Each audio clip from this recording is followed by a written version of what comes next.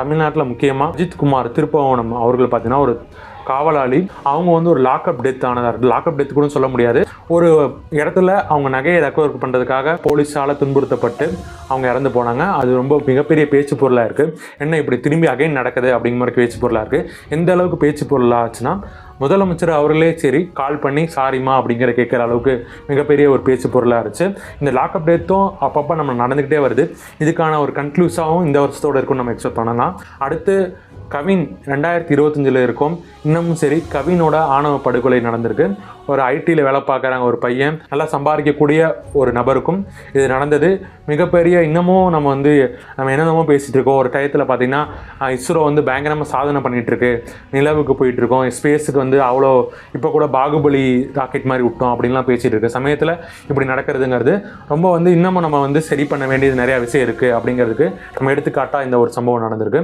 அதை தாண்டி கோயம்புத்தூரில் காலேஜ் பொண்ணுக்கு கேங் ரேப் நடந்திருக்கு. கிட்டத்தட்ட ரொம்ப பாதிக்கப்பட்டிருக்காங்க.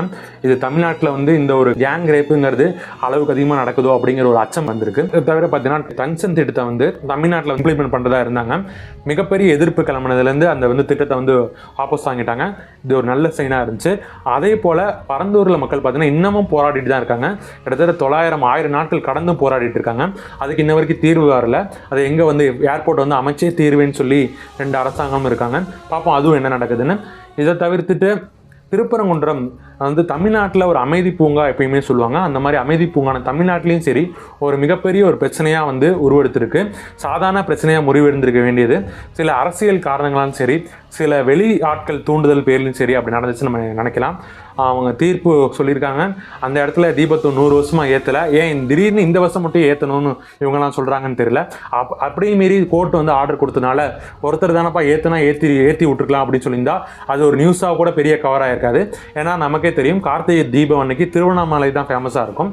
சம்மந்தமே இல்லாமல் திருப்பரங்குன்றம் பார்த்தீங்கன்னா மிகப்பெரிய ஒரு போராட்டம் மாதிரி 144லாம் போட்டு அசாதாரணமான சூழ்நிலை நடந்துச்சு. தமிழ்நாட்டில் இப்படி நடக்கிற ஏற்றுக்கவே முடியாது.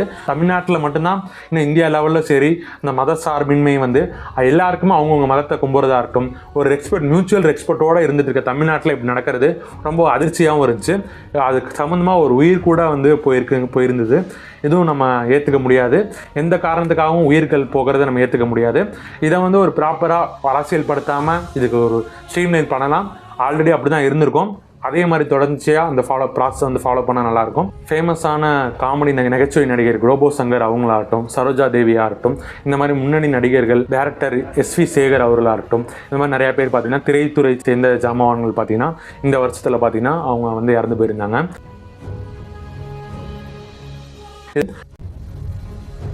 மிகப்பெரிய துயர சம்பவமாக நம்ம தமிழ்நாட்டில் கரூரில் நடந்தது தான்.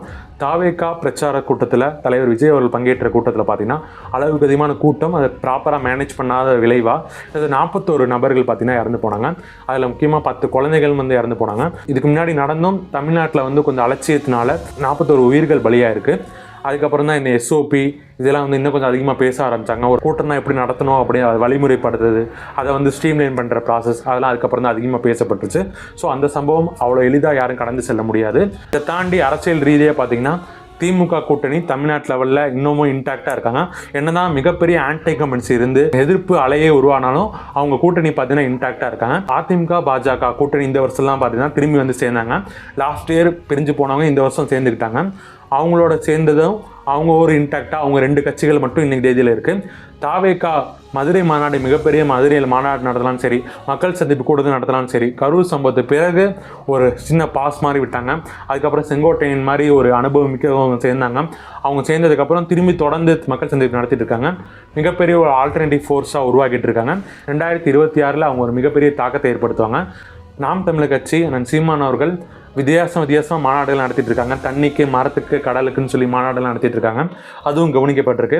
அவங்களும் ஒரு ரோல் பண்ணுவாங்க. 2026 SIR இம்ப்ளிமெண்ட் பண்ணிட்டாங்க. அந்த வாக்காளர் சிறப்பு தீவிர திருத்தம் பார்த்தீங்கன்னா இம்ப்ளிமெண்ட் பண்ணி பீகாரில் இம்ப்ளிமெண்ட் பண்ணிட்டாங்க. அதை தவிர்த்து இந்தியா ஃபுல்லாகவும் சரி தமிழ்நாட்டிலையும் சரி இம்ப்ளிமெண்ட் பண்ணிட்டாங்க. அதன் விளைவாக அது எப்படி பண்ணுங்கிறது எல்லாரும் சொல்லியிருந்தாங்க. கிட்டத்தட்ட 97 லட்சம் வாக்காளர் நீக்கப்பட்டிருக்காங்க அப்படின்னு அனௌன்ஸ் பண்ணியிருக்காங்க. அதுக்கு வந்து திரும்பி ரீஜாயின் பண்ணுறதுக்கு குறிப்பிட்ட டேட்ஸ் தான் கொடுத்துருக்காங்க. இன்னும் நம்ம கரெக்டாக ஜனவரி மந்த்தில் எக்ஸாக்டாக எவ்வளோ நம்பர்ஸ் இருக்காங்க, தமிழ்நாட்டில் வாக்காளராகவும் சரி அதுக்கு தகுதி வாய்ந்த வாக்காளர் எவ்வளோ பேர் இருக்காங்கிறது தெரிஞ்சிடும். இந்த எஸ்ஐஆர் பதிவுக்காக திரும்பி வந்து மக்கள் எல்லோரும் கனெக்ட் ஆகி திரும்பி ஃபார்ம் ஃபில் பண்ணி கொடுத்ததெல்லாம் வந்து இந்த வருஷத்தில் ஒரு முக்கியமான நிகழ்வாக பதிவாயிருக்கு. எப்பயுமே டிசம்பர் மந்த்தில் ஏதாச்சும் ஒரு பெரிய பாதிப்பு ஏற்படுத்தும் அந்த மாதிரி ஒரு சொல்லிட்டு இருப்பாங்க. பட் இந்த டைமில் தமிழ்நாட்டில் சரி பெருசாக பாதிப்பு ஏற்படுத்தலை, பெரிய புயல்லாம் வந்து சேதத்தை ஏற்படுத்தலை. இன்றைக்கி தேதி வரைக்கும் புயல் இருந்துச்சு, அந்த மழையெல்லாம் பார்த்தீங்கன்னா ஒரு சில சிரமங்களோடு நம்ம கையாண்டாச்சு. ஓவராலாக இதுதான் இந்த வருஷத்தோட 2025 முக்கிய நிகழ்வுகளை நம்ம எடுத்து வச்சுருக்கோம். இதை தவிர்த்து சில விஷயங்கள் நம்ம மறந்துருப்போம், மிஸ் பண்ணியிருப்போம். அதை வந்து நீங்கள் கமெண்ட் பண்ணுங்கள். ஏசா தமிழ் சேனல் சப்ஸ்கிரைப் பண்ணுங்கள். 100K வந்து ரீச் பண்ண போகிறோம். ஒரு 2000 சப்ஸ்கிரைப்ஸ் தான் தேவை. பார்க்குறவங்க சப்ஸ்கிரைப் பண்ணுங்கள். இதை தவிர்த்து சினிமா தவிர ஏன் பேசலன்னு கேட்டிங்கன்னா தனியாக ஒரு வீடியோ போட்டிருக்கோம். டாப் 10லேருந்து ஆரம்பிச்சு டாப் ஸ்டார்ஸோட படங்களாக இருக்கட்டும் டீட்டெயிலாக வீடியோ போட்டிருக்கோம், பார்த்துக்கோங்க. Thank you for supporters. Keep supporting ASR Tamil channel. Subscribe பண்ணுங்கள்.